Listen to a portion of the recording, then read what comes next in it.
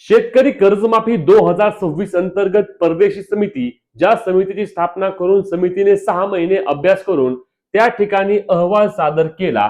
मग हा अहवाल आता सरकारला मान्य झाला नसल्याची माहिती मिळत आहे, कारण या अहवालामध्ये विविध बाबी आणि विविध प्रकारच्या अटी अथवा निकष असल्याची माहिती मिळत आहे.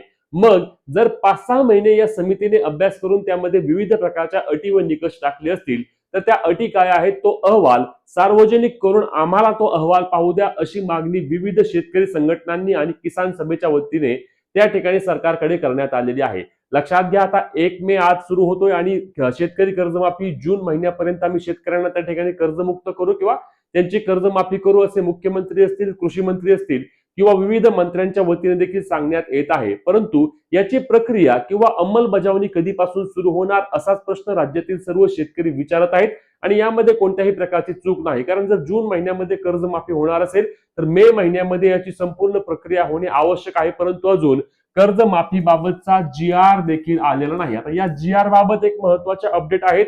मंत्रिमंडळ बैठकीमध्ये नक्की विषय काय झाला आणि कोणत्या नवीन अटी किंवा नवीन निकष, त्यासोबतच आपले जे शेतकरी आहेत त्या शेतकऱ्यांसोबत किसान सभा असतील किंवा सर्व शेतकरी संघटनांच्या वतीने काही मागण्या करण्यात आल्या आहेत. GR पूर्वी ह्या मागण्या मान्य करा, कारण अन्यथा जर या मागण्या मान्य झाल्या नाही तर परत एकदा शेतकऱ्यांच्या वतीने या संदर्भातील आंदोलन देखील होऊ शकतं आणि याची जाण त्या ठिकाणी मुख्यमंत्री असेल किंवा विविध मंत्रिमंडळातील मंत्र्यांना आहे. आणि म्हणूनच कर्जमाफीचा GR येण्यापूर्वी याचा योग्य पद्धतीने अभ्यास अजूनही सुरू असल्याची माहिती मिळत आहे. आता या कर्जमाफीबाबत सरकार काही बदल करणार का, म्हणजे जे काही अटी किंवा निकष होते यामध्ये सरकार कोणत्या पद्धतीने बदल करू शकतं, सर्व सविस्तर माहिती आपण आजच्या व्हिडिओच्या माध्यमातून जाणून घेणार आहोत. त्यामुळे व्हिडिओ शेवटपर्यंत पाहायचा आहे. चॅनलला सबस्क्राईब करून पेजला फॉलो करून घ्या, जेणेकरून या योजनेसंदर्भातील पुढील सर्व अपडेट तुमच्यापर्यंत सर्वात आधी आणि सर्वात योग्य पद्धतीने पोहोचवण्याचे काम शेतकरी मित्रांनो आपण आपले चॅनल आणि पेजच्या माध्यमातून करणार आहोत. तर यातील सर्वात महत्त्वाचा मुद्दा म्हणजे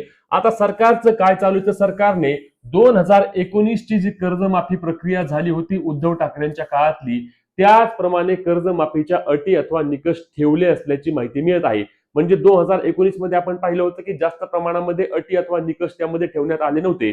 त्यावेळी देखील 2 लाखांपर्यंतची कर्जमाफी होते, 50,000 रुपये प्रोत्साहनपर अनुदान होतं आणि त्याच पद्धतीने या वेळेच्या कर्जमाफीमध्ये देखील 2 लाख रुपयापर्यंतची मुदत लिमिट आणि त्यानंतर त्यासोबत 50,000 रुपये जे शेतकरी रेग्युलर कर्ज भरतायत त्यांना 50,000 रुपये प्रोत्साहनपर अनुदान म्हणून ठेवण्यात आले. पण लक्षात घ्या, त्यावेळेची कर्जमाफी प्रक्रिया देखील खूप जास्त वेळ खाऊ होती.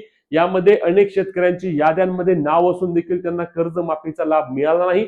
त्यासोबतच ज्या प्रोत्साहनपर अनुदानाच्या याद्या होत्या त्या 1 ते 2 याद्या आल्या आणि त्यानंतर प्रोत्साहनपर अनुदान देखील शेतकऱ्यांना मिळालं नाही. म्हणजे जे शेतकरी त्या ठिकाणी इतरांकडून उसनवारीने पैसे घेतात आणि शेतकरी कर्ज त्या ठिकाणी नवे जुने करतात, कारण परत बँका कर्ज देणार नाहीत, आमचे सिबिल खराब होईल, अशा भीती शेतकऱ्यांना दाखवल्या जातात आणि म्हणून शेतकरी कुठून ना कुठून पैसे त्या ठिकाणी ऍडजस्ट करतो आणि या ठिकाणी तो कर्ज नवजुनं करतो. परंतु त्या देखील शेतकऱ्याला त्यावेळी देखील प्रोत्साहनपर अनुदान मिळाले नव्हते आणि यावेळी देखील प्रोत्साहनपर अनुदानामध्ये 50,000 रुपयांची घोषणा केली आहे आणि त्यामध्ये देखील कोणत्याही अटी अथवा निकष टाकू नये. सर्वात महत्वाची बाब म्हणजे हे 50,000 रुपये वाढवून त्या ठिकाणी 1 लाख रुपये किमान त्या ठिकाणी प्रोत्साहनपर अनुदान करावे अशी देखील मागणी शेतकऱ्यांच्या वतीने केली जात आहे.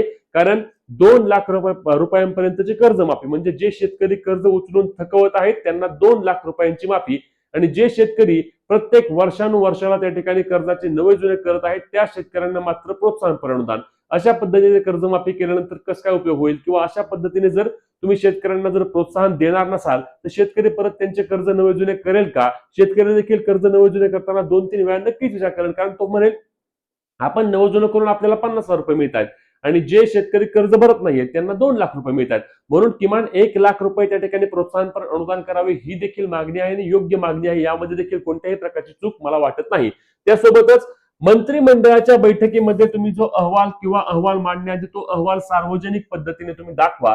नक्की परदेशी समितीने तुम्हाला काय सांगितलंय, कारण 6 महिने या समितीने जर अभ्यास केला आहे तर या समितीने नक्की अभ्यासामधून काय त्या ठिकाणी विश्लेषण केलं आहे किंवा कोणकोणते तर्कवितर्क मांडले आहेत, कोणत्या अटी व निकष टाकले आहेत. त्यासोबत मुख्यमंत्र्यांनी काय सांगितलं होतं की ही समिती अभ्यास करेल की शेतकरी कर्जबाजारी होऊ नये म्हणून कोणत्या उपाययोजना राबवता येतील.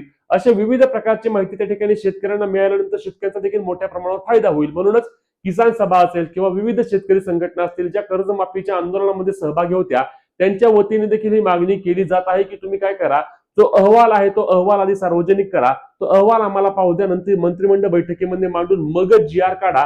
कारण जी आर काढल्यानंतर जर त्या जी आर मध्ये अटी व निकष चुकीच्या पद्धतीने असतील तर आम्हाला ते मान्य होणार नाही. राजू शेट्टी जे की स्वाभिमानी शेतकरी संघटना आहेत त्यांनी तर स्पष्टपणे सांगितलं की सरसकट पाहिजे, आम्हाला कोणतीच अट कोणताच निकष चालणार नाही. जोपर्यंत जी आर येत नाही तोपर्यंत आम्ही शांत आहोत, परंतु आम्ही काही ऐकणार नाही. आम्हाला शब्द आहे की तो शेतकऱ्यांचा सरसकट सातबारा कोरा होईल, शेतकऱ्यांची सरसकट कर्जमाफी होईल. आता यामध्ये मुख्यमंत्र्यांनी किंवा आता जे कर्जमाफी प्रक्रियेमध्ये काय गोष्टी बघाव्यात, तर 2 लाखांवर ज्यांचे कर्ज आहे तर त्यांनी काय केलं पाहिजे की वरचे कर्ज भरून त्यांना 2 लाख रुपयांची माफी दिली पाहिजे. त्यांना वगळता कामा नये. कारण काय असतं की संत्र्यांच्या बागा असतात, द्राक्षाच्या बागा असतात, डाळिंब बागा आहेत, जे बागायतदार शेतकरी आहेत त्यांच्याकडे निश्चित आणि साहजिकपणे त्यांच्याकडे 4 लाख 5 लाख अशा पद्धतीने कर्ज असू शकतं. मग त्यांना काय सरकारने सूट दिली पाहिजे की वरचे पैसे भरा आणि तुमचे 2 लाख रुपये माफ. कारण आता सरकार काय करेल की 2 लाख रुपयापर्यंतची माफी आणि ज्यांच्याकडे जास्त कर्ज आहे त्यांची माफी जर करणार नसेल तर त्या ठिकाणी अशा शेतकऱ्यांचा मोठ्या प्रमाणावर तोटा होणार आहे. पुढचा महत्वाचा मुद्दा म्हणजे लक्षात घ्या की 50,000 रुपये अनुदानामध्ये वाढ करून सरसकटची मागणी या ठिकाणी पुन्हा एकदा किसान सभेच्या वतीने करण्यात आलेली आहे की जी काही तुम्ही अनुदान देणार आहे ते किमान 1 लाख रुपये करा आणि 2 लाख रुपयापर्यंतच्या कर्जमाफीसाठी कोणत्याही प्रकारची अट ठेवू नका, कोणतीही तारीख ठेवू नका. 30 सप्टेंबरची तारीख ठेवली आहे तुम्ही, ती देखील तारीख काढून टाका आणि ज्या ज्या शेतकऱ्यांकडे कर्ज आहे, थकबाकी आहे, त्या शेतकऱ्यांची कर्जमाफी करा. आता यावर सरकारचा विचार सुरू असून सरकार या ठिकाणी आता या सर्व बाबींची तपासणी करून किती शेतकऱ्यांची किती रुपयापर्यंतची कर्जमाफी करता येईल असे तपासून मग कर्जमाफीचा जी आर काढेल. म्हणजेच कर्जमाफी जून महिन्यापर्यंत किंवा जून महिन्याच्या आधी होणे देखील सरकारकडे मोठे चॅलेंज असणार आहे. परंतु आता जर जाहीर केलं आहे तर जून महिन्यापर्यंत शेतकऱ्यांची कर्जमाफी करणे सरकारला बंधनकारक असणार आहे आणि ती केलीच पाहिजे. तुम्हाला काय वाटतं या कर्जमाफीमध्ये कोणत्या पद्धतीने सरकारने कार्यरत केलं पाहिजे नक्की कमेंट करून सांगा. तुमच्याकडे थकबाकी आहे किंवा तुम्ही रेग्युलर कर्ज भरता का हे देखील कमेंटच्या माध्यमातून सांगायला विसरू नका. ही महत्वाची व्हिडिओ जास्तीत जास्त शेतकरी मित्रांपर्यंत शेअर करून पुढील सर्व अपडेटसाठी आपल्या हक्काच्या पेजला फॉलो, तेवढ्याच हक्काने आपल्या चॅनलला सबस्क्राईब करायला विसरू नका. भेटूया पुढच्या व्हिडिओत, तोपर्यंत जय महाराष्ट्र.